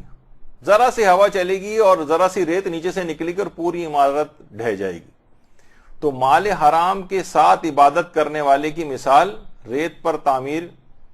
کرنا کسی گھر کو اس کی مانند قرار دیا گیا ہے، یعنی اتنی ناپائیدار عبادت ہوگی کہ بہت آرام سے جو ہے ڈھہ جائے گی۔ اور امیر المومنین علیہ السلام نے کمیل، حضرت کمیل کو درود بھیجیے، اللہم صلی علی محمد و علی محمد، کہ نماز پڑھتے ہوئے کوئی بھی شخص ایسا ہو کہ اگر اس کا لباس صحیح نہیں ہے یا اس کا مکان صحیح نہیں ہے، یعنی حلال نہیں ہے، تو اس کی نماز قبول نہیں ہوگی. یعنی حرام لباس یا حرام جگہ کے ساتھ نماز پڑھنا، اس کی نماز قبول شمار نہیں ہوگی. اور یہ بھی روایت کے اندر آیا کہ اگر کوئی شخص 10 درہم سے کوئی لباس خریدے اور اس میں سے 1 درہم صرف مال حرام ہو، 9 درہم مال حلال ہو، تب بھی خدا اس کی اس عبادت کو قبول نہیں کرے گا. تو انسان کو کتنا اپنے اس کے اندر خیال رکھنا چاہیے کہ اس طرح کی کوئی چیز نہ ہو. اتنا وقت نہیں، ورنہ پورا ایک لیکچر اس کی مثالوں سے ہو سکتا تھا کہ عمومی زندگی میں کتنی یہ چیزیں پیش آتی ہیں. تو اب اگر عمومی طور پر بھی آپ دیکھیں کتنے ایسے لباس ہیں کہ جس مال سے خریدے گئے ہیں اس پر خمس واجب الادا تھا. کتنے لباس مثلا آپ ایسے پہنتی ہیں جوائنٹ فیملی سسٹم میں، بہن کی قمیص پہن کے چلی گئی، بھائیوں میں بھی ہوتا ہے ایک دوسرے کی بغیر اجازت کے قمیص پہن کے چلے گئے اور اسی کے اندر مثلا نماز پڑھ رہے ہیں. کتنی ایسے چیزیں ہیں لوگوں کے ساتھ، اس میں اگرچہ اختلاف مجتہدین ہے لیکن آقا خوئی کے زمانے میں یہ چیز ہوئی تھی کہ ایسے لباس سے احرام کا لباس ایسے مال سے احرام کا لباس خریدا گیا تھا جس پر خمس واجب الادا تھا. اب اس کو بعد میں جا کر پتہ چلا کہ میں نے خمس نکالے بغیر اس لباس سے، ایسے مال سے، بلکہ عین مال سے وہ چیز خریدی گئی تھی. تو آقا خوئی کا مسئلہ یہ تھا کہ اس آقا خوئی سے پوچھا بھی گیا کہ میں اس سے زیادہ خمس نکال دیتا ہوں، اب مجھے پتہ ہی نہیں تھا یہ مسئلہ. آقا خوئی نے کہا اس کا کوئی حل نہیں ہے سوائے اس کے اگلے سال دوبارہ حج پر جاؤ. تو مسائل فقہ کے لحاظ سے بھی اور ایک لحاظ سے مال حرام اس کے اندر آ گیا تھا، تو عبادتیں اس طرح سے نامقبول بھی ہو جاتی ہیں. تو اسی طرح سے اموال کی جو دو ایک مثالیں دے دیتا ہوں. جیسے عام طور پر بینکوں میں یا ایسی اسکیموں کے اندر جو پروفٹ مل رہا ہوتا ہے جس کے اندر غریب کا ایک حصہ بھی نکالنا پڑتا ہے، وہ الگ الگ کچھ ہیں کہ گورنمنٹ کے جو اسکیمیں ہیں اس کے اندر اگر پیسہ رکھا ہوا ہے کسی نے تو آقا سیستانی کے فتوے میں اس میں منافع کا 50% غریب کو دینا ہوتا ہے. وہ آپ کی گردن پہ اگر موجود ہے اور آپ نے اس مال کو استعمال کر لیا اور اسی سے کپڑے مثلا خرید لیے تو اس مال کا استعمال ہی حرام تھا. اب سوچیے کہ ایسی نمازوں کا کیا بنے گا. مکان جس کے اندر لوگ رہ رہے ہیں، گھروں میں مثلا والد انتقال کر گئے، میراث تقسیم ہونی چاہیے تھی، جو افراد پہلے سے رہ رہے تھے وہی قبضہ کر کے اس کے اوپر بیٹھ گئے. اب ان کی نہ دوسرے ورثہ راضی نہیں ہیں، ٹھیک ہے بعض اوقات وہ بول نہیں پاتے ہیں، شرمندگی کی وجہ سے نہیں بول پاتے ہیں، لیکن بہرحال ایک حق ہے ان کا، دل میں محسوس کر رہے ہیں. لیکن جو افراد قبضہ کر کے بیٹھے ہیں وہ سوچتے ہیں کہ بھائی یہ تو کوئی بول نہیں رہا تو ٹھیک ہے ہم ایسے ہی رہتے رہیں. نہیں، تو اب ان کی نمازوں کا بڑا مسئلہ وہاں پر ہو سکتا ہے، یا تو مصالحت ان لوگوں سے کریں یا ان کا حق دیں وغیرہ. اسی طریقے سے ورثہ کے میں سے اگر کوئی نابالغ ہے تو چاہے بالغ ورثہ اجازت بھی کیوں نہ دے دیں، نابالغ اگر اس میں موجود ہے اس کی تو اجازت کی بھی حیثیت نہیں ہے. آپ مجتہد کے پاس جائیں اور وغیرہ وغیرہ، بہت سارے اس کے پروسیجر ہیں کس طریقے سے آپ اس کو انجام دیں گے مسئلے کو. تو کتنے ہی مال حرام اس مکان، اس جگہ اور اس لباس کے اندر آ جاتے ہیں، جس میں اور مثالیں بنائیں تو کتنی چیزیں بنیں گی کہ جس سے اس کی نمازیں متاثر اور قبولیت کے معیار تک پہنچنے سے رہ سکتی. روزے اس میں فطرے میں ہم دیکھتے ہیں کہ لوگ یہی کرتے ہیں کہ ایک سال بعد، 6 مہینے بعد، 8 مہینے بعد تک فطرہ جو ہے پوچھ رہے ہوتے ہیں کہ فطرہ کہاں لے جا کر دیں، جبکہ فطرہ روزے کی قبولیت کا باعث ہے. اس کا خاص وقت ہے اس عبادت کا کہ اگر کسی کو عید کی نماز پڑھنی تو عید کی نماز پڑھنے سے پہلے تک فطرہ دے دے، شب عید ہی واجب ہو جاتا ہے. اور اگر عید کی نماز نہیں پڑھنی تو ظہر، زیادہ سے زیادہ ظہر کی نماز تک تاخیر کر سکتا ہے. اس سے زیادہ تاخیر کرنا حرام ہے. لیکن وہ 6 مہینے، 8 مہینے، ایک سال بعد تک فطرہ اپنے پاس رکھے بیٹھے ہیں اور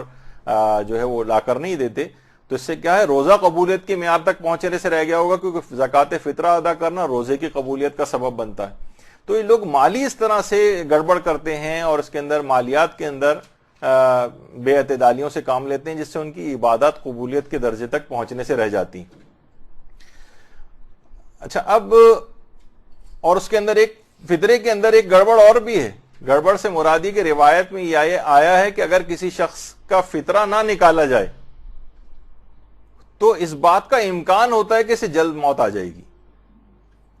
تو ایک خوف تاکہ یہ اس وجہ سے ڈالا گیا کہ تاکہ انسان اس کی طرف متوجہ ہو اور اس کو فوری طور پر فطرے کو نکالے. اچھا، اب دعائیں قبولیت سے رہ جاتی ہیں اگر مال حرام اب اتنا وقت نہیں، اس وجہ سے تیز رفتاری کے ساتھ جاؤں گا. دعائیں قبولیت کے معیار تک پہنچنے سے رہ جاتی ہیں. اور جو اس طرح سے مال حرام کماتا ہے اس کو ذلت اور فقر کا بھی پیش آ جاتا ہے مسئلہ کہ وہ غریب ہو جائے گا. مالیات کے اندر اس نے اس بات کا خیال نہیں کیا، تو اس طرح کی چیزیں ہوں گی کہ اگر مالدار بھی ہے تو فقر کی طرف چلا جائے. کتنے لوگ ہیں مقدمات کے اندر پھنس جاتے ہیں، کیا اس بات کا خیال نہیں رکھا ہے انہوں نے. تو امیر تھے اب غریب ہو گئے. اسی طریقے سے بہت ساری روایتوں کے اندر بھی آیا کہ عبادت کے 10 اجزاء ہیں جس میں سے 9 طلب حلال میں قرار دیے گئے. تو اس سے آپ اندازہ لگائیں کہ اور اس کا ایک تشخیص کا معیار بھی ہے کہ ہماری زندگیوں میں کہیں مال حرام تو نہیں آئے. تو یہ بھی ہمارے چھٹے امام نے ایک طریقہ بتایا کہ ہم کیسے پہچانیں گے. اللہم صلی علی محمد و علی محمد.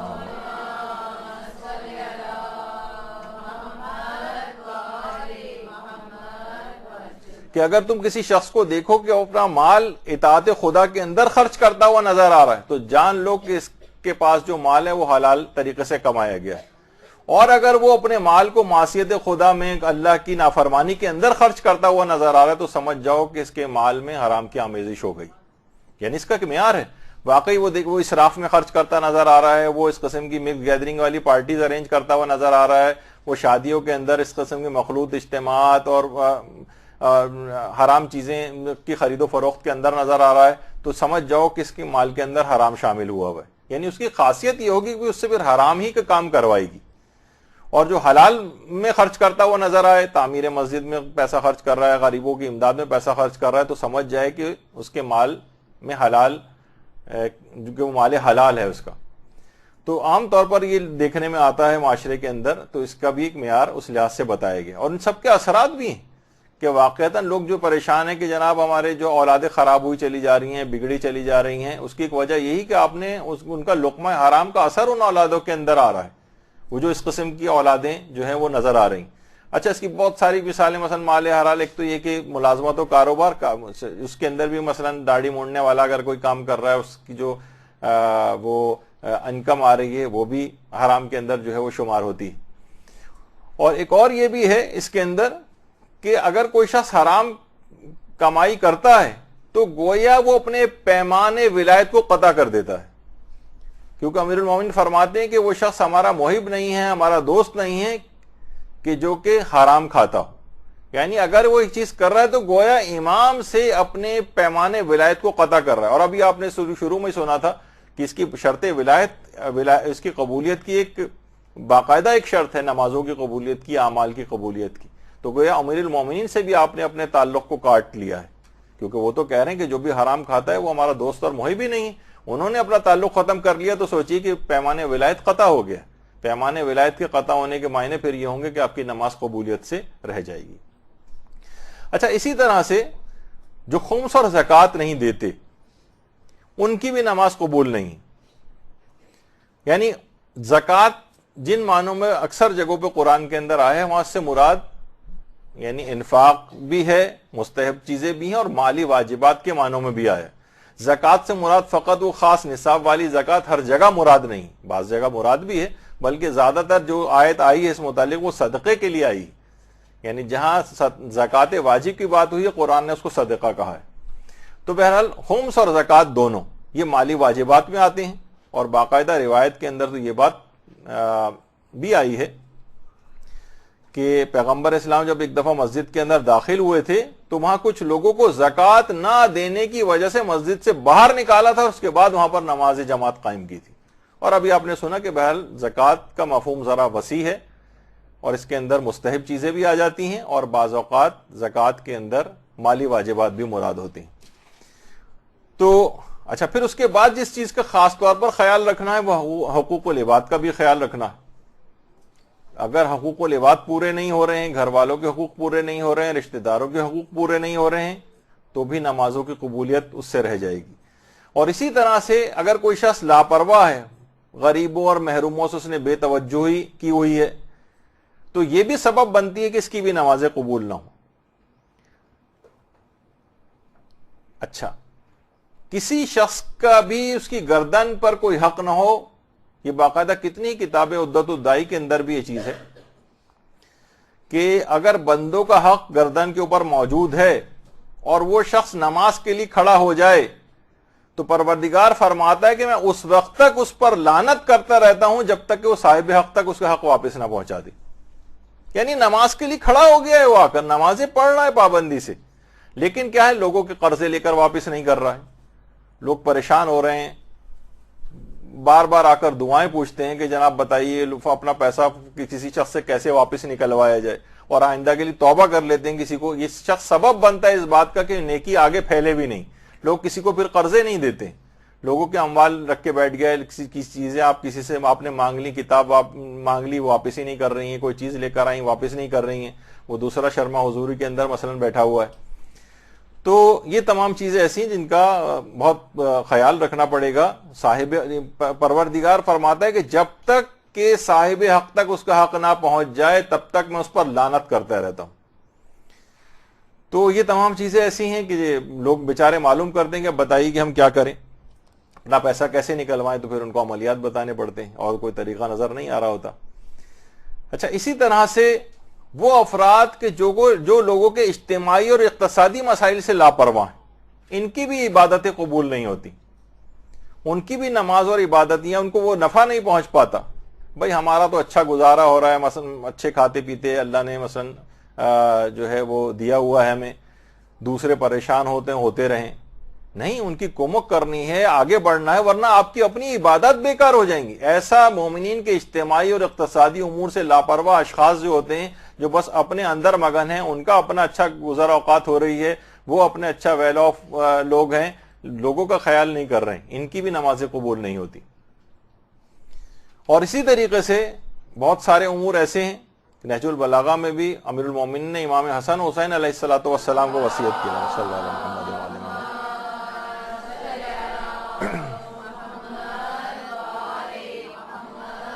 کہ میں نے آپ کے جد پیغمبر اسلام سے یہ بات سنی ہے کہ لوگوں کے درمیان صلح و صفائی کرنا چند برس کے نماز اور روزے سے زیادہ افضل ہے. لوگ کہتے ہیں نا کہ بھائی ہم لا تعلق بن کر رہتے ہیں اور دوسروں کے جھگڑوں میں کون اپنی ٹانگ اڑائے. تو نہیں, اگر آپ کو نمازیں قبول کروانی ہے اپنی تو ان کے جھگڑوں میں ٹانگ اڑانی پڑے گی. یعنی پازیٹیولی ان کے درمیان صلح کرائیں, معاملات کو خرابی تک پہنچنے سے اپنے بچائیں, تاکہ آپ کی بھی نمازیں اور اعمال کو قبول کیا جا سکے. تو اچھا, اب دیکھیے مالی معاونت کے, چاہے اس میں مالی معاونت ہو, پرانے زمانوں میں ائمہ جو تھے اور پیغمبر جو تھے ان کا طریقہ کار یہی تھا کہ وہ عام غریب لوگوں کی سطح پہ رہتے تھے.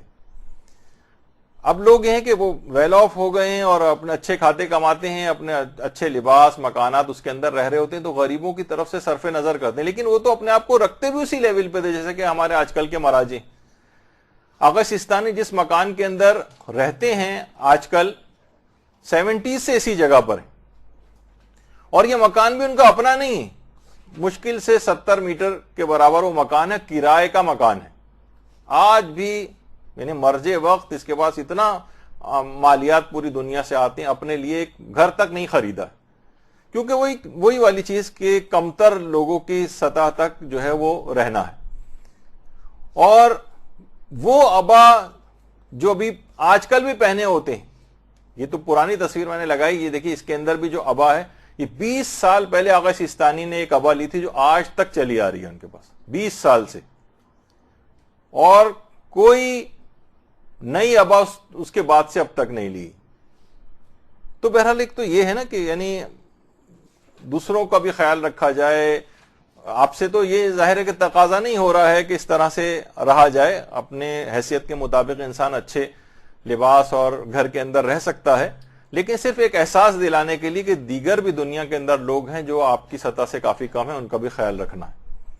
اور یہی رہبر معظم اور دیگر ہمارے جو علماء کا اکثر جو علماء قوم اور نجف سے آتے ہیں, ان علماء کے متعلق جب ان سے سوال کیے جاتے ہیں تو وہ بتاتے ہیں ہاں واقعی اسی طرح سے بہت معمولی سے لباس اور اس کے اندر کھانا بھی ان کا انتہائی معمولی ہوتا ہے, اسی طرح سے اپنی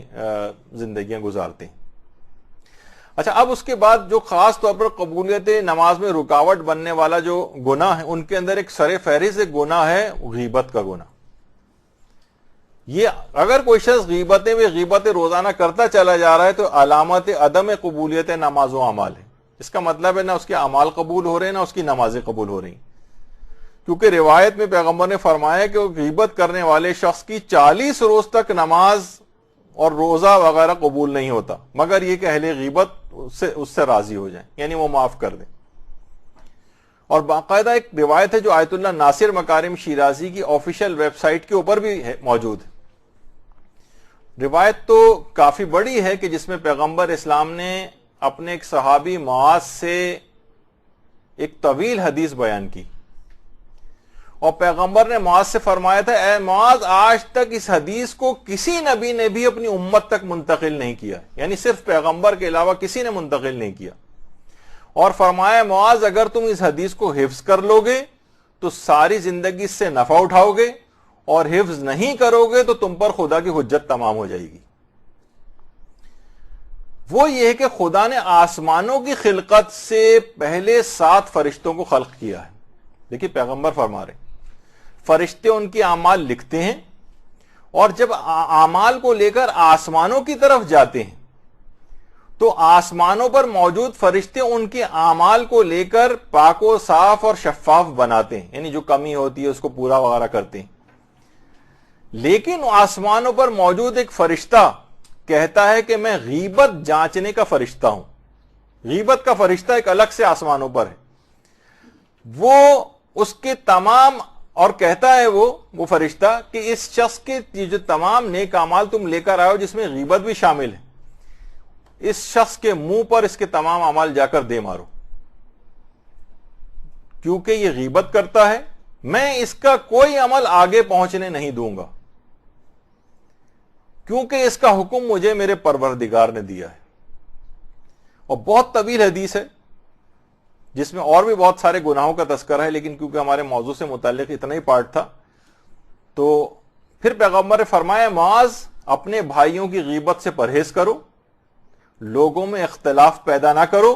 دیکھیں انسان جب غیبتیں کرتا ہے تو لوگوں میں جھگڑا، اختلاف، یہ سب چیزیں پیدا ہوتی ہیں۔ لوگوں میں اختلاف پیدا نہ کرو ورنہ جہنم کے کتے تمہیں پاش پاش کر دیں گے، پیغمبر نے فرمایا۔ اور تمہیں پتا ہے کہ خدا جو فرماتا ہے وَالنَّاشِطَاتِ نَشْطًا، اس سے مراد جہنم کے وہ کتے ہیں جو گوشت اور ہڈیوں کو بھی کھا جاتے ہیں۔ اور روایت میں ملتا ہے کہ اس کے بعد معاذ نے کبھی اتنی آیات قرآنی کی بھی تلاوت نہیں کی جتنی اس حدیث کی تلاوت معاذ کرتے تھے۔ طویل حدیث طویل ہے، آیت اللہ ناصر مکارم شیرازی نے اپنی آفیشیل ویب سائٹ پر وہ پوری حدیث نقل کی ہے، جس کا ابھی اس وقت مکمل طور پر پڑھنے کا یہاں پر موقع نہیں ہے، کیونکہ غیبت سے ریلیٹڈ جو بات تھی کہ اعمال قبولیت، صرف وہ ٹکڑا میں نے اس کے اندر سے پیش کیا ہے۔ تو آپ نے دیکھا کہ پیغمبر فرماتے ہیں آج تک کسی پیغمبر نے بھی یہ حدیث لوگوں تک منتقل نہیں کی، لیکن صرف پیغمبر نے کی، اور کہا اس کو اگر تم نے حفظ کر لیا تو فائدہ اٹھاؤ گے، حفظ نہیں کیا اس بات کو تو اللہ نے حجت تمام کر دی، وہ آخرت میں گویا شکایت نہ کرنا کہ مجھے پتہ نہیں تھا۔ اور کتنے عذابوں سے بھی پیغمبر نے ڈرایا، اس کے اعمال کو چہرے پر دے مارو جا کے جس اعمال کے اندر غیبتیں موجود ہو۔ تو بتائیے ہماری نمازوں کا پھر کیا بنے گا؟ تو یہ تمام چیزیں ایسی ہیں کہ نمازی ساری محنتیں ضائع ہوئی چلی جا رہی ہیں، سارے اعمال ہمارے بیکار اور ضائع ہو رہے ہیں،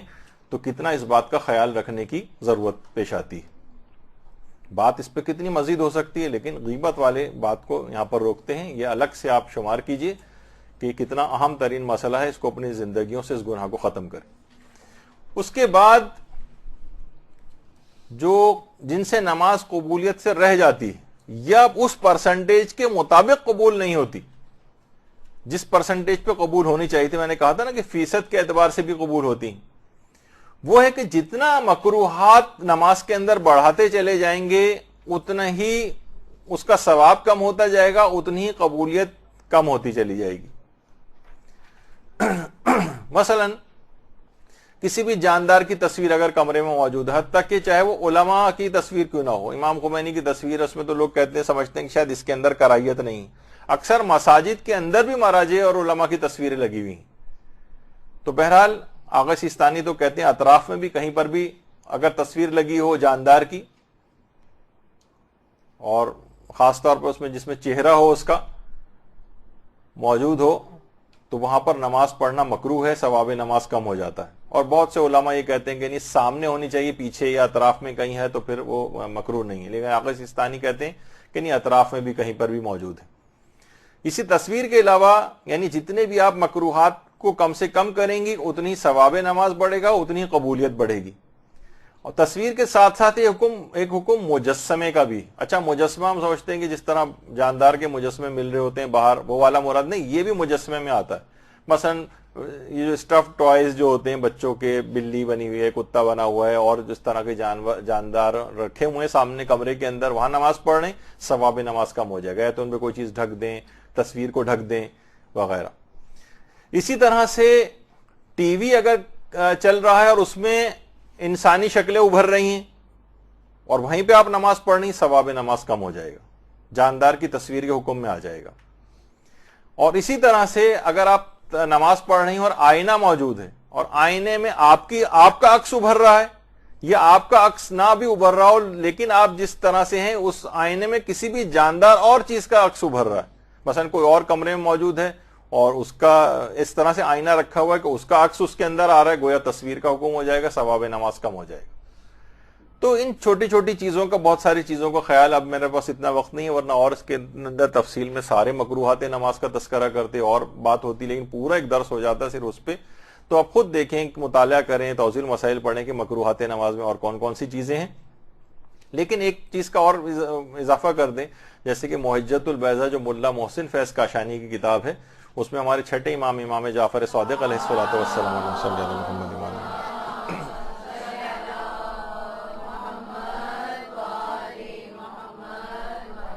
جس میں امام نے فرمایا کہ حاقن اور حاقب کی بھی نماز قبول نہیں ہوتی،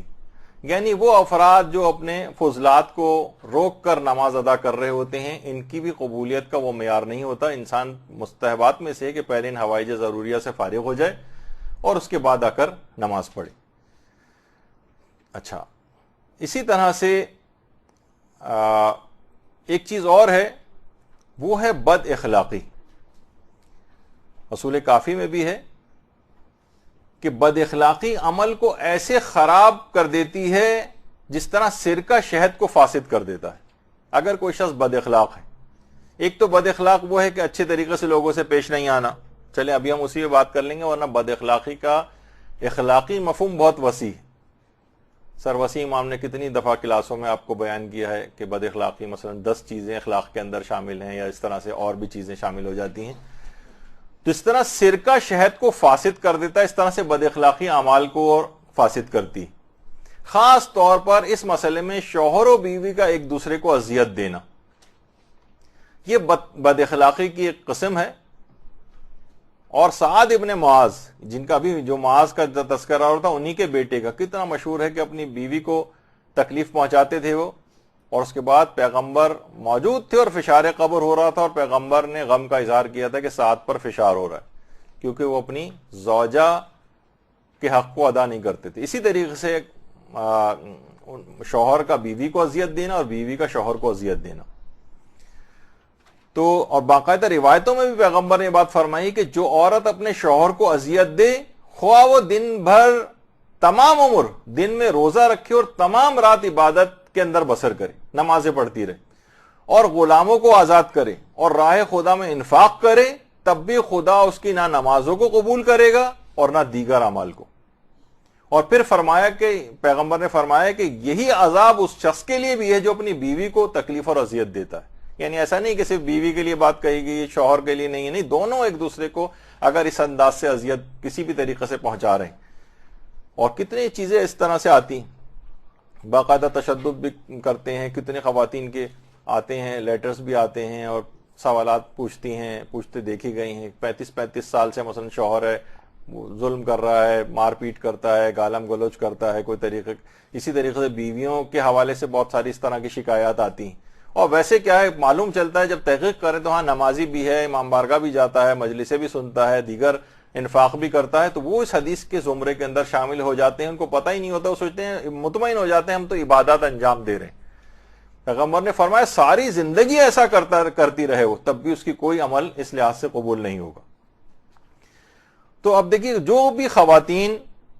فرشتہ صفت شوہر چاہتی ہیں